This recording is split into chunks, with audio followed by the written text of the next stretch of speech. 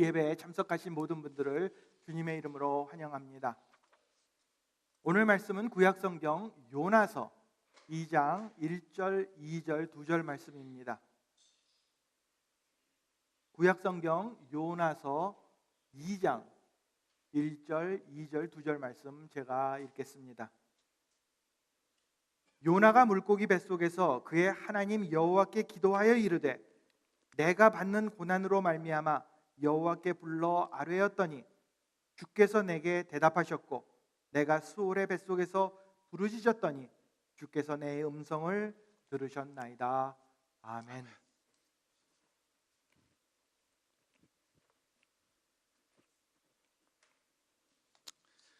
여러분 다시 한번 예배 오신 것을 환영합니다. 오늘 말씀을 통해 큰 은혜 받는 귀한 시간 되시길 바랍니다.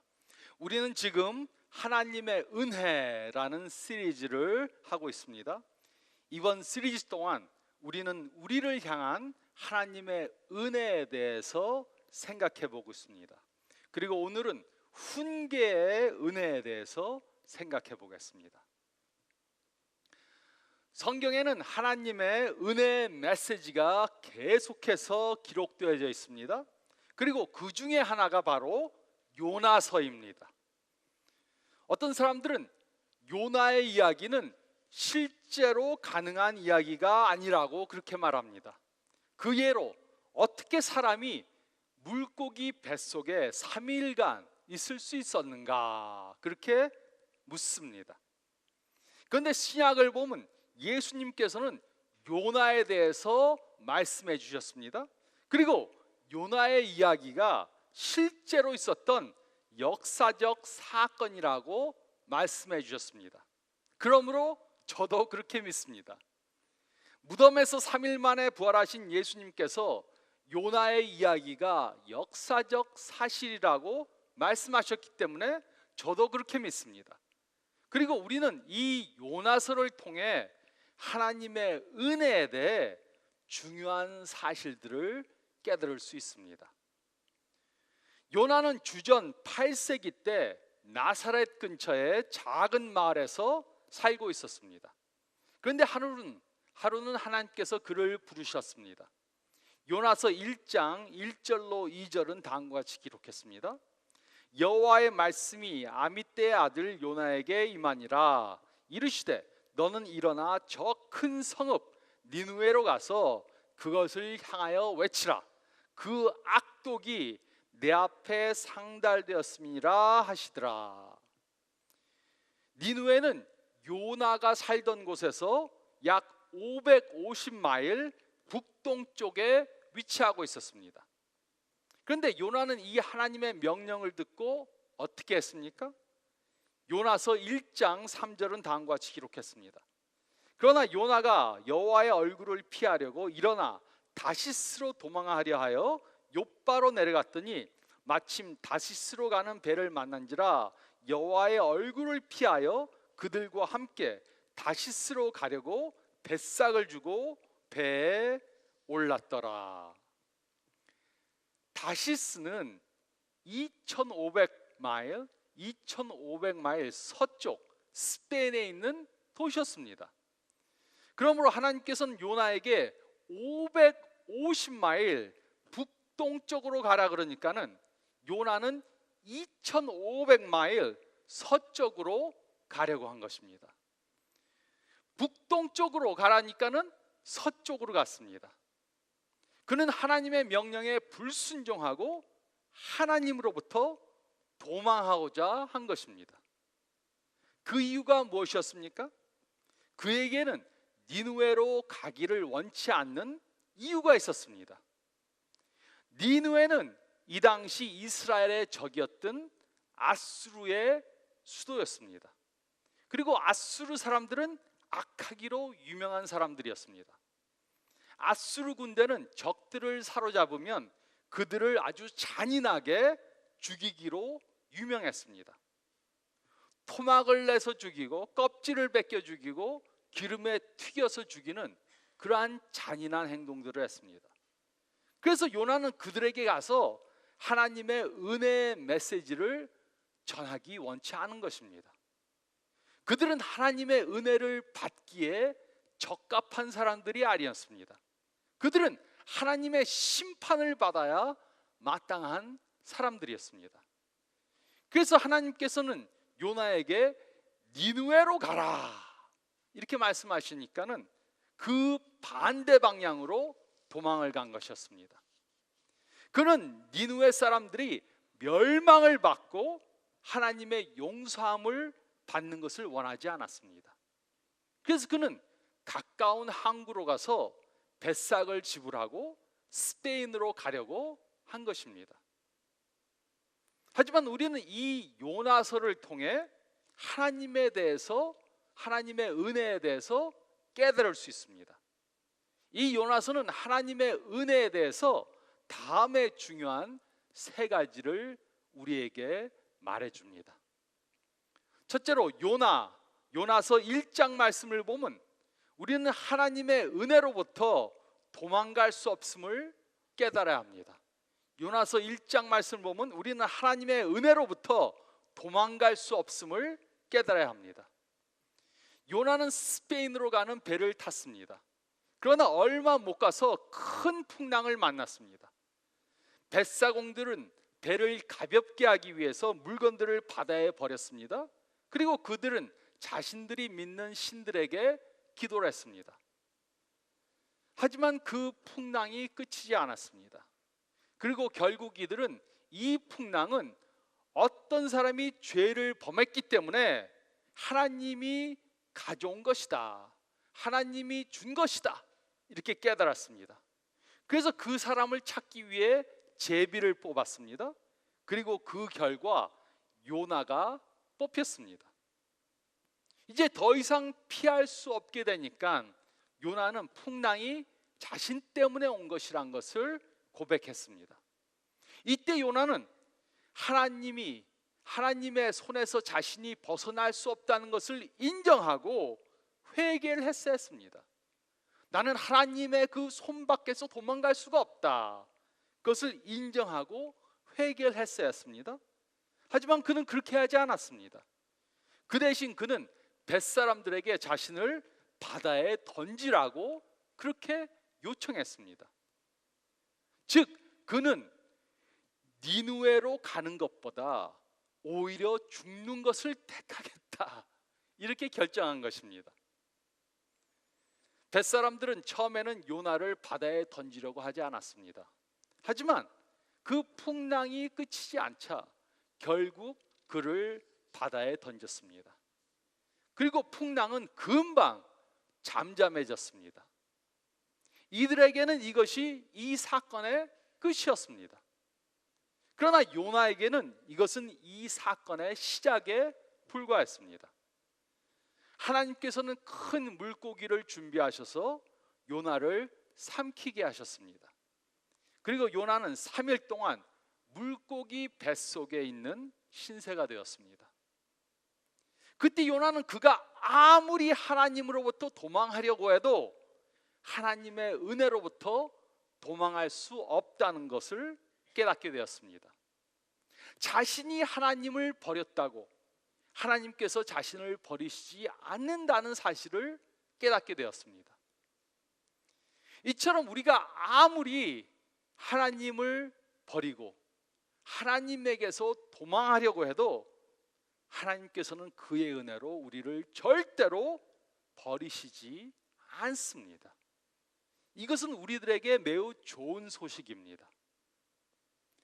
저는 한 버스 기사의 이야기를 들은 적이 있습니다. 이 사람은 런던에서 버스 기사로 일을 하고 있었습니다. 하루는 그 버스 회사 사장이 빌리 그레함이라는 사람이 집회를 하러 오니까는 교회에 가서 사람들을 싣고 오라고 그렇게 말했습니다. 그래서 그는 그 일을 했습니다. 그리고 사람들을 싣고 와서 그 경기장에 내려주는데 한 사람이 이렇게 말했습니다. 기사님도 저희와 같이 빌리 그레함 목사님의 설교를 들으러 갑시다. 그러나 그는 그 초대에 거절했습니다. 그리고 몇 년이 지나서 이 사람은 런던에서 뉴욕으로 이사를 갔습니다. 그리고 그곳에서도 버스 기사로 일을 하고 있었습니다. 하루는 버스 회사 사장이 그에게 빌리그레함이라는 사람이 집회를 하러 오니까는 필라델피아에 가서 교회 사람들을 태우고 오라고 이렇게 말했습니다. 그래서 그는 필라델피아에 가서 교회 사람들을 태우고 뉴욕으로 왔습니다. 사람들이 버스에서 내릴 때 그중 한 사람이 그에게 이렇게 말했습니다. 기사님도 저희와 같이 빌리그레함 목사님의 설교를 들으러 갑시다. 그러나 그는 그 초대에 거절했습니다. 그리고 몇 년 후 그는 호주 여인과 결혼을 해서 호주로 이사를 갔습니다. 그곳에서도 그는 버스 기사로 일을 했습니다. 그런데 어느 날 버스 회사 사장이 그에게 빌리그레함이라는 사람이 오는데 그 사람을 위해서 교회 가서 사람들을 태워서 오라고 그렇게 말했습니다. 사람들이 버스에서 내릴 때 한 사람이 그에게 이렇게 말했습니다. 기사님도 저희와 같이 빌리그레함 목사님의 설교를 들으러 갑시다. 그때 그는 이제 더 이상 도망하지 못한다는 것을 깨달았습니다. 도대체 빌리그레함이 누구길래 가는 곳마다 찾아와서 사람들이 나를 빌리그레함한테 가자 그러는가? 그래서 이번에는 빌리그레함 목사님의 설교를 들으러 이분들과 같이 갔습니다. 그리고 그는 설교를 들으면서 자신이 죄인이라는 것을 깨닫고 예수님을 자신의 구세주로 영접하게 되었습니다. 하나님께서는 우리를 끝까지 버리시지 않으십니다. 우리가 하나님을 거절한다고, 우리가 하나님으로부터 도망한다고 하나님께서 우리를 절대로 버리시지 않습니다. 하나님께서는 우리를 사랑하셔서 그의 은혜로 우리를 세상 끝까지 쫓아오실 것입니다. 우리는 하나님의 은혜로부터 도망갈 수 없다는 것을 깨달아야 합니다. 또 두 번째로 요나서 2장 말씀을 보면 우리는 하나님의 훈계는 하나님의 은혜의 증거라는 것을 깨달아야 합니다. 우리는 하나님의 훈계는 하나님의 은혜의 증거임을 깨달아야 합니다. 요나는 물고기 뱃속에 3일 동안 있었습니다. 3일 동안 깜깜하고 축축하고 냄새나는 물고기 뱃속에 있었습니다. 하지만 요나가 회개하는 데는 3일이 걸리지 않았을 것입니다. 저 같으면 물고기 뱃속에 들어가자마자부터 회개했을 것입니다. 하나님 잘못했습니다. 한 번만 더 기회를 주시면 하나님께 순종하겠습니다. 니느웨로 가겠다고 이렇게 요나가 기도했을 것입니다. 그러므로 우리는 질문해 봐야 합니다. 하나님께서는 요나를 왜 3일 동안이나 물고기 뱃속에 있게 하셨겠는가? 그것은 하나님께서 우리를 훈계하실 때는 대강하시지 않기 때문입니다. 하나님께서 우리를 훈계하실 때는 대강하시지 않습니다. 그 이유는 다시금 그 잘못을 반복하지 않게 하기 위해서 우리에게 훈계하실 때 대강하시지 않는 것입니다. 요나는 물고기 뱃속에서 다음과 같이 기도했습니다. 요나서 2장 1절로 2절은 다음과 같이 기록했습니다. 요나가 물고기 뱃속에서 그의 하나님 여호와께 기도하여 이르되 내가 받는 고난으로 말미암아 여호와께 불러 아뢰었더니 주께서 내게 대답하셨고 내가 스올의 뱃속에서 부르짖었더니 주께서 내 음성을 들으셨나이다. 하나님께서는 자신의 명령을 어긴 요나의 기도를 왜 들어주셨습니까? 그것은 하나님의 은혜 때문입니다. 요나는 물고기 뱃속에서 깨달았습니다. 하나님께서 그를 물고기 뱃속에 넣어두신 것은 죄의 대가로 고난을 받게 하시려고 한 것이 아니고 하나님께 온전히 돌아오게 하시려고 그렇게 하신 것입니다.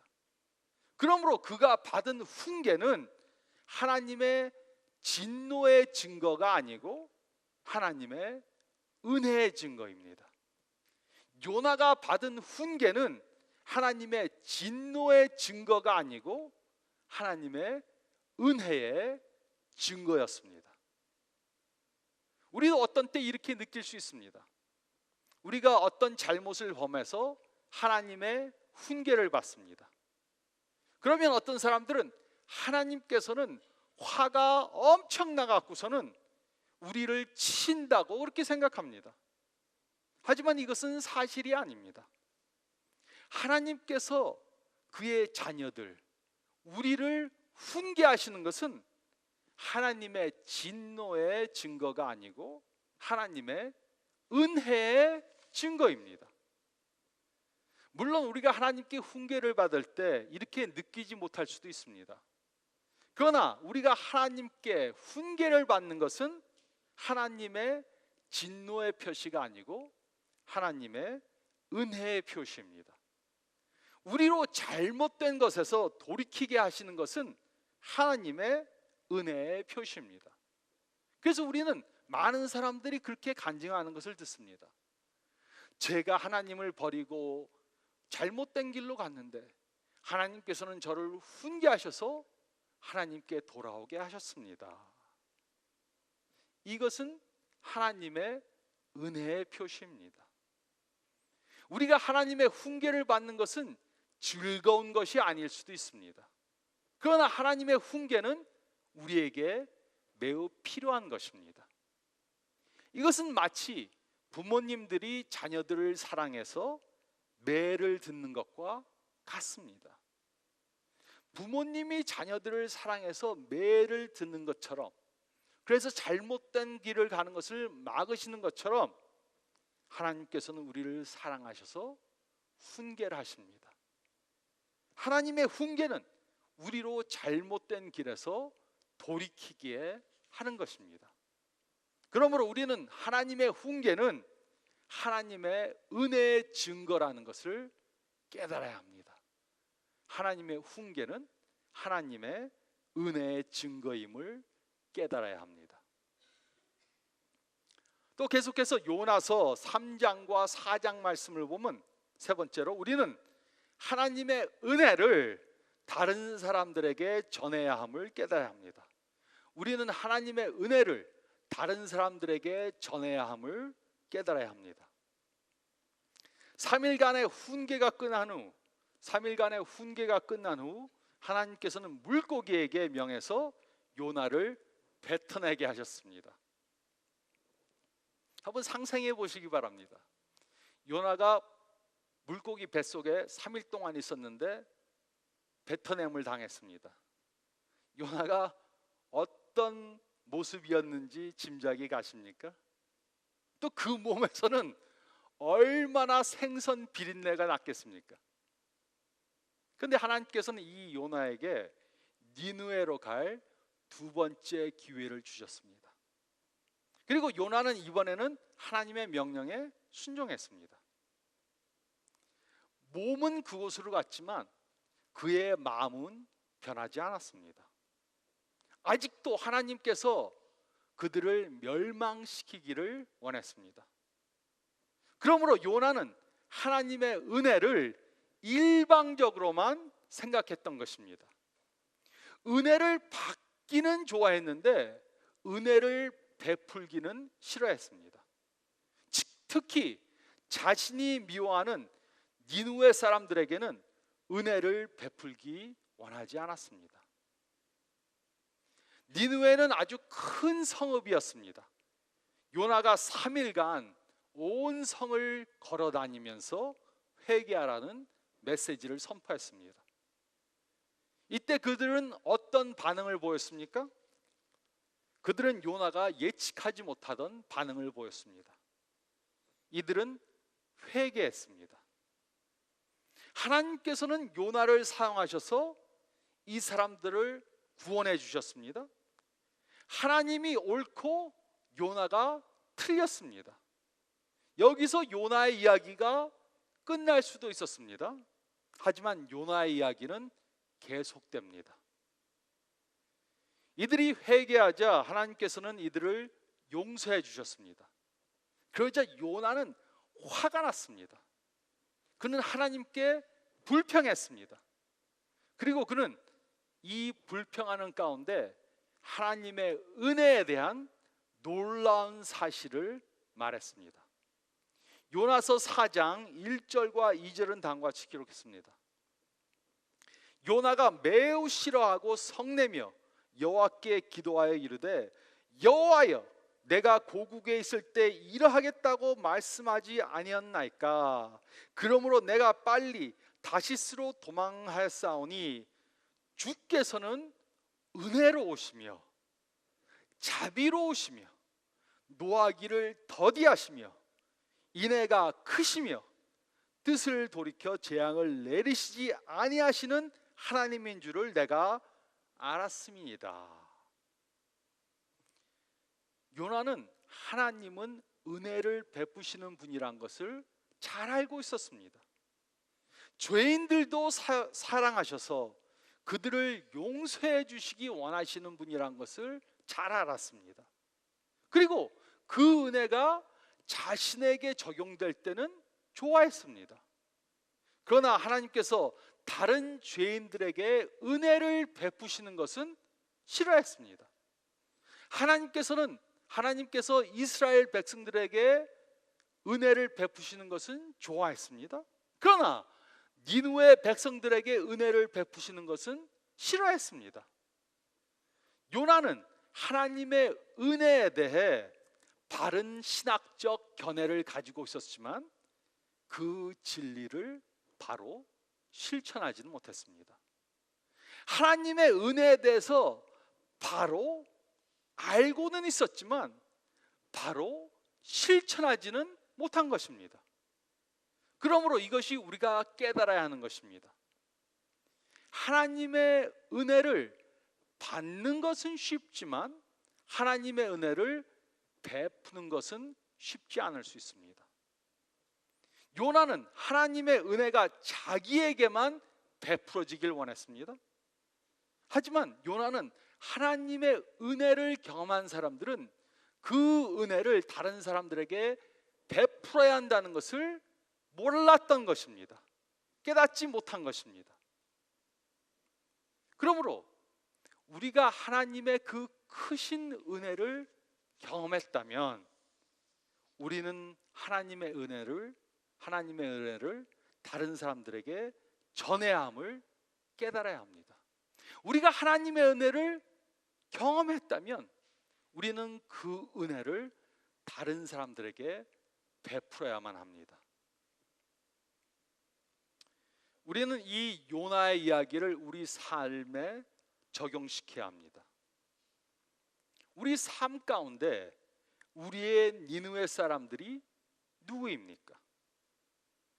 누구에게 은혜를 베푸는 것이 어렵습니까?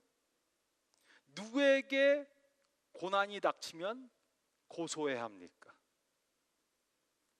부한 사람들, 가난한 사람들, 백인들, 흑인들, 다른 동양 사람들, 일본 사람들, 조선족들, 뚱뚱한 사람들, 마른 사람들, 이슬람교 사람들, 테러리스트들, 우파 사람들, 좌파 사람들, 아니면 다른 교회 사람들. 우리가 은혜를 베푸는 것이 어려운 사람들이 누굽니까? 또 누구에게 어려운 일이 닥치면 고소하게 느껴집니까? 또 우리 가까이에 있는 사람들을 생각해 보시기 바랍니다. 형수, 시누이, 올케, 처제, 시동생, 처남, 매부, 직장 상관, 아니면 직장 동료들, 더 가까이 있는 함께 살고 있는 남편이나 아내, 아니면 전 남편이나 전 아내, 하나님께서는 우리들에게 이 모든 사람들에게 그의 은혜를 베풀라고 명령하셨습니다. 하나님의 은혜는 양면적이어야 합니다. 우리는 하나님의 은혜를 받아야 합니다. 그리고 그 은혜를 다른 사람들에게 전해주어야 합니다. 이 두 개는 연결이 되어 있는 것입니다. 그런데 많은 경우 하나님의 은혜를 받는 것이 주는 것보다 훨씬 더 쉽습니다. 하나님께서 우리들에게 그의 은혜를 베푸시는 것은 우리로 그 사람을, 그 은혜를 다른 사람들에게 전하기 위해서입니다. 우리가 하나님의 은혜를 받음으로 그 은혜를 베풀라고 우리에게 은혜를 주시는 것입니다. 그래야만 다른 사람들도 하나님의 은혜를 경험하게 되는 것입니다. 우리가 하나님의 은혜를 값없이 받았다면 우리는 그 은혜를 다른 사람들에게 베풀어야만 합니다. 내가 좋아하는 사람들, 내가 사랑하는 사람만이 아니라 내가 별로 사랑하지 않고 또 미워하는 사람일지라도 하나님께서 우리에게 무조건적으로 은혜를 베푸셨다는 것을 깨닫고 그들에게 그 은혜를 베풀어야만 하는 것입니다. 그럴 때 하나님의 은혜로 온 세상이 가득하게 될 것입니다. 이렇게 하나님의 은혜를 전하는 삶을 사시는 저와 여러분들이 되시기를 우리에게 무한한 은혜를 베풀어 주시는 예수 그리스도의 이름으로 축원드립니다.